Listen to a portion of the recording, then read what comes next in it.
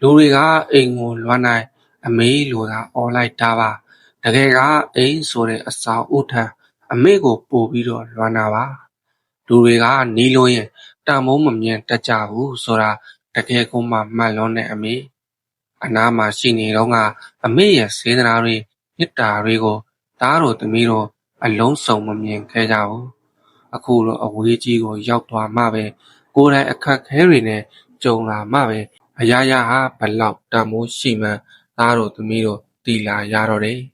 အမေကြော်ကျွေးတဲ့ကစွန်းရွက်ကြော်လေးပဲဖြစ်ဖြစ်ငပိရည်လေးပဲဖြစ်ဖြစ်ဒီတစ်ခါပြန်လာရင်တော့သားတို့သမီးတို့ဘာတကူမှကြီးမများတော့ဘူးအမေဆက်ကြွေတဲ့ဟင်းမှန်သမျှကိုအကိုလုံးမိန်မိန်ဆက်ဆက်စားပြစ်လိုက်မယ်အမေဒီမှာဘလောက်ပဲစားကောင်းတောက်ကောင်းတွေရှိနေပါစေအမေဆက်ကြွေတဲ့ဟင်းတွေလောက်သားတို့သမီးတို့အရာသာမတွေ့ဘူးခေါက်ဆွဲပြုတ်တနက်ကြက်ဥကြော်တနက်ပြီးသွားတဲ့ရက်တွေမှာအိမ်ကအမေရဲ့ထမင်းဝိုင်းလေးကိုသိပ်လွမ်းမိတာပဲအမေကလည်းဒီအရွယ်ကြီးရောက်နေပြီစိတ်ပူနေတော့ဆိုပြီးသားတို့သမီးတို့ကစိတ်ဆိုးခဲမိတာတဲ့အတွက်လဲအခုအချိန်ထိနောင်တတွေအများကြီးရနေပါပြီအခုသားတို့သမီးတို့ရောက်နေတဲ့အရက်မှာအမေလောက်ဘသူမှသားတို့သမီးတို့ကိုဂယုမစိုက်ကြသလိုသားတို့သမီးတို့ကိုဘသူမှလည်းစိတ်မပူပေးကြဘူး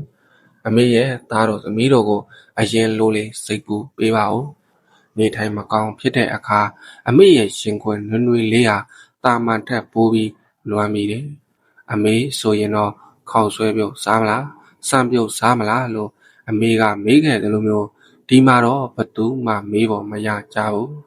တခါတရံကိုနေမကောင်းဖြစ်လို့အိပ်ရာတဲ့လဲနေရင်တော့ဘသူမှမတိကြဘူး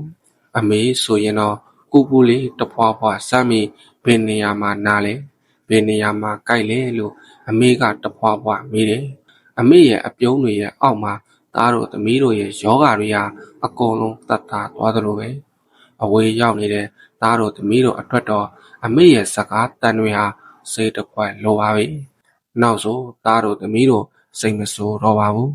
အဝေးရောက်လေးလေးအမေရဲ့တံမိုးကိုပို့ပြီးတော့တီလာလေးလေးပဲအိမ်ကိုမေ့နေတဲ့အရှိန်ဆိုတာလည်းမရှိပါဘူးပြန်တန်းတရင်ပြန်မရနိုင်ခဲ့လို့ပို့လွမ်းရတဲ့ရက်တွေပဲရှိတာပါဒီတခါအမေစီကိုပြန်ရောက်ရင်တော့အမေကိုအကြာကြီးဖတ်ထားပြီးအမေကိုလွမ်းတဲ့အကြောင်းတွေအများကြီးပြောပြရှင်းတဲ့အမေတခါတရံသားတို့သမီးတို့အရန်ကိုမှအထီးကျန်တာပဲကိုနားမှာရက်နေတဲ့လူတွေကလည်းကို့အပေါ်မှာမကောင်းတဲ့လူတွေကလည်းအများကြီးရှိတဲ့အမေဆုံးမခဲ့ဘူးတို့ပဲဘသူအပေါ်မဆိုမေတ္တာထားပြီးဆက်ဆံခဲ့ပါတယ်ဒါပေမဲ့မေတ္တာတွေကပြန်မရဘူးအမေ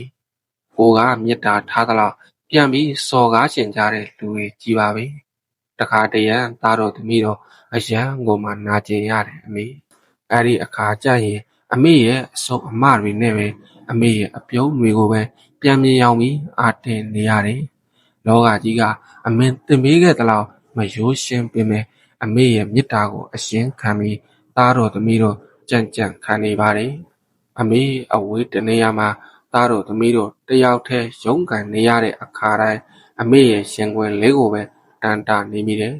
ဒီမှာလူတွေအများကြီးရဲ့ကြားမှာရှိနေပေမဲ့သားတို့သမီးတို့ကတော့အထီးကျန်နေတော့မယ်အမေရဲ့စကားတန်တွေအမေရဲ့ကျင်နာမှုတွေကိုပြန်တွေးမိတိုင်းမျက်ရည်တွေကအလိုလိုကြာလာမိတယ်သားတို့သမီးတို့အိမ်ပြန်လာမဲ့ရက်ကိုပဲလက်ရှိုးပြီးရှေ့တွက်နေမိတော့တယ်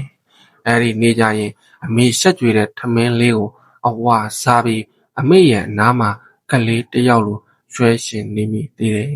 ဘဝရဲ့ပင်ပန်းမှုတွေလောကရဲ့မုန်တိုင်းတွေကိုရင်ဆိုင်နေရတဲ့အခါတိုင်းအမေရဲ့အကြံပေးစကားတွေကိုပြန်ကြားရောက်နေမိတယ်